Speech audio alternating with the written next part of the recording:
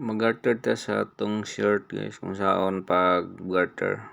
Kanang garter imo nang sukdon din imo nang markingan ka upat. Din pag marking yata sa body. Yata kanang upat ka marking ato nang yatas kay wa man tay metering.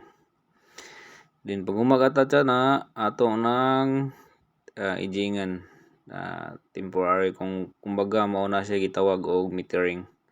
Wala man tayo metering ato lang na siyang manumanuhon og ijing. Ato gina siyang kuanon guys i-plane kung unsa ang iyang kuan sa inat sa garter ug ang body para nindot ta og garter. Then pag human diha og ijing ato nang garteringan. Mao na siya. Munay gartering nga machine.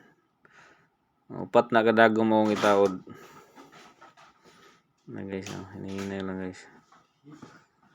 Anawa ninyo kung saon pag-handling. Umana guys. Mao na siya guys. Nindot na kayo ang agi ana.